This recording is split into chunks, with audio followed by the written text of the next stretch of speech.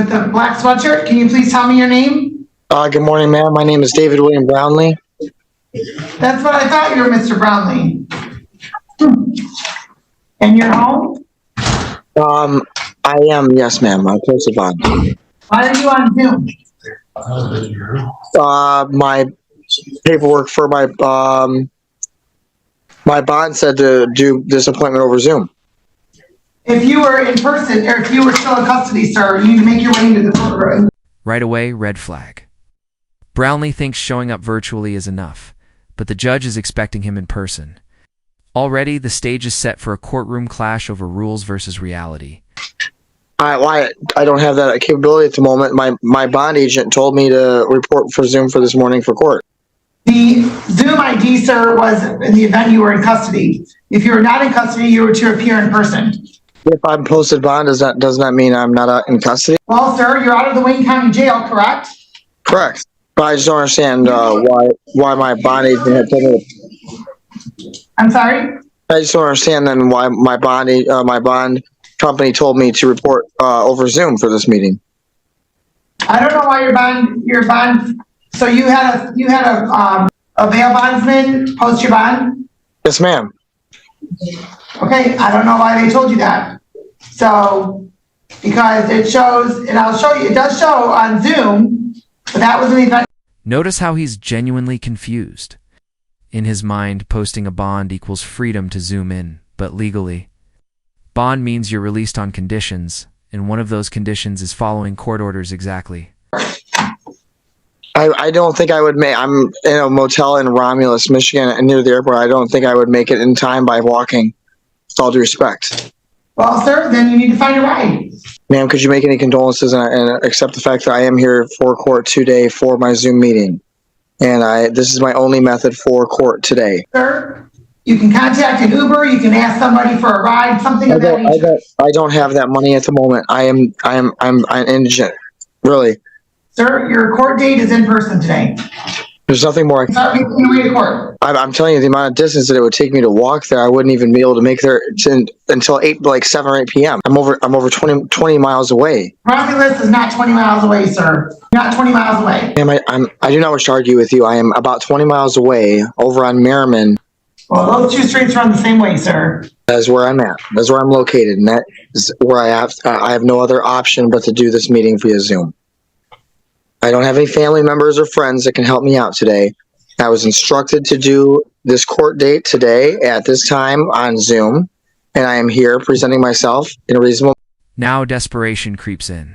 Claims he's broke, stranded, and 20 miles away. Whether you believe him or not, this moment highlights the clash between life circumstances and the cold rigidity of legal procedure. You were 14 miles away, sir. Not 20. So, the court's instructions were in person. Unless you're in custody, it's in person. You can't take a cab, you can't take a bus, nothing. I have no money whatsoever at all. None. How are you paying for your hotel stay, sir? My family had paid for a week's stay for me, and they're paying week to week. I haven't even eaten in 3 days. I've been barely surviving, but I had to make sure that this appointment was done, and I showed up to the best of my ability, and here I am here. I'm even borrowing a phone from a stranger to operate. Allowed you to take their phone into a hotel room. You can't get somebody to drop you off to court. No, ma'am. I can't.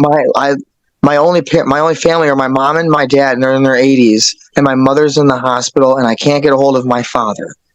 My only other social support team are currently incarcerated, Your Honor. I'm just doing my best to survive and get through this. And like I said, I was told by Bail My Tail Services, which is the bonding agency that I went through, that I am to report for court today over Zoom, and gave me the Zoom ID and the time to be here and present. And I am currently present. Your family members pay for you to stay at the hotel, but they won't pay for your ride. They gave me the basic necessities. Yes, I'm very lucky to have that. Okay, at 83 years old, United States Marine and his dying wife. Yes, I'm very fortunate to. Let's pause here. How many of you would actually lend your phone to a stranger for a court hearing? Drop your answer in the comments. This one detail alone divides viewers.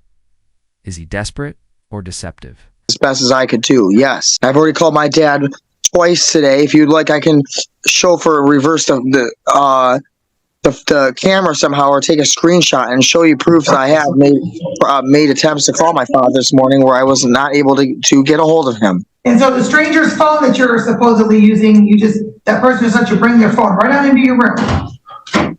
The clerk for the motel is a very nice lady who I have to see every day.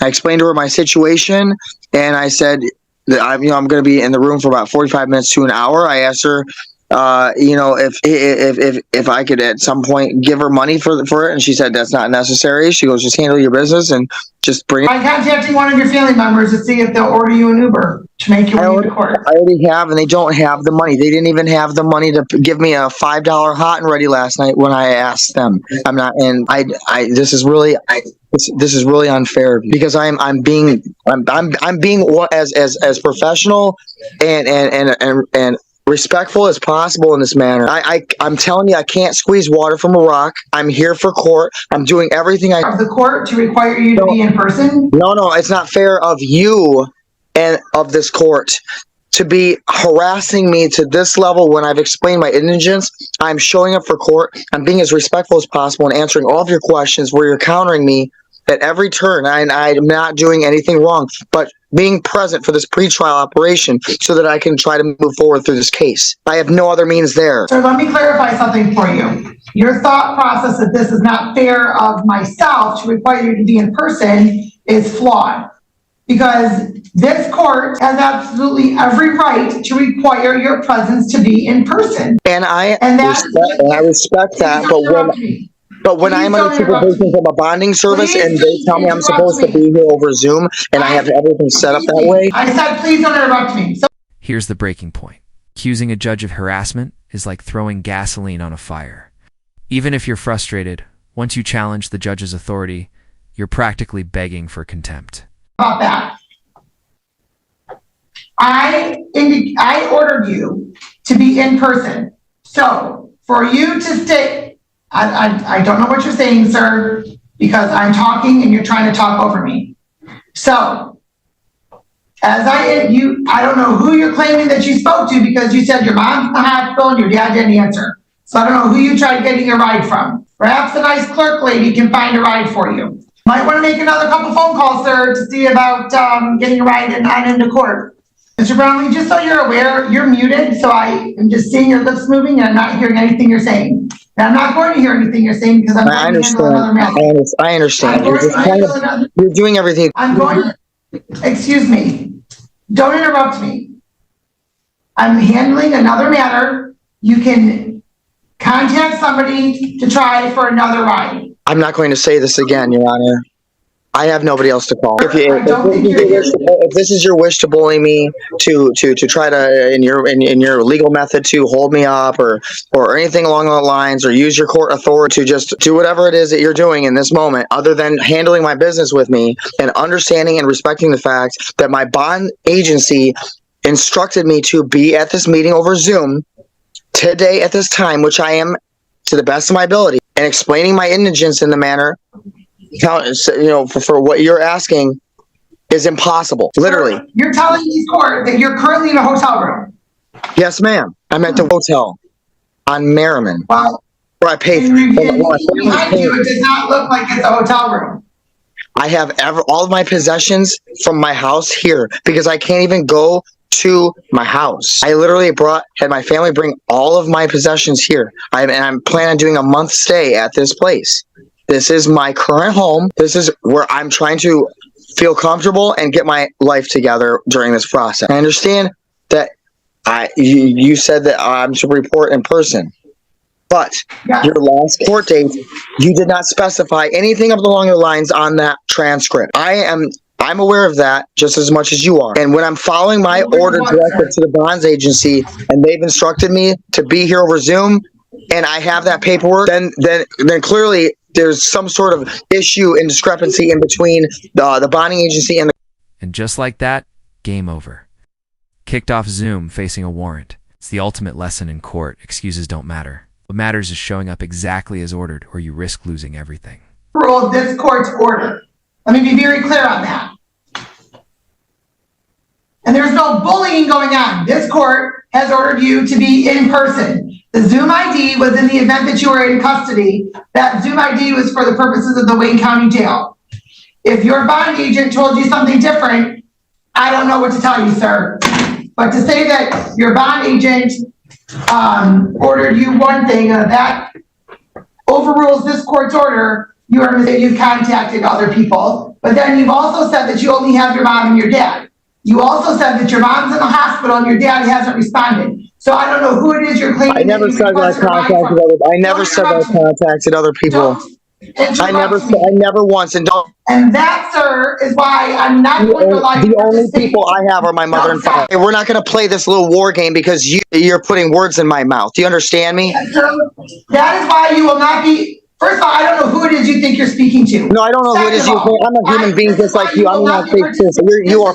You will not be participating on Zoom because you don't know how to behave yourself. So he's being removed. And if he doesn't show up, then we're issuing a warrant. So, all right.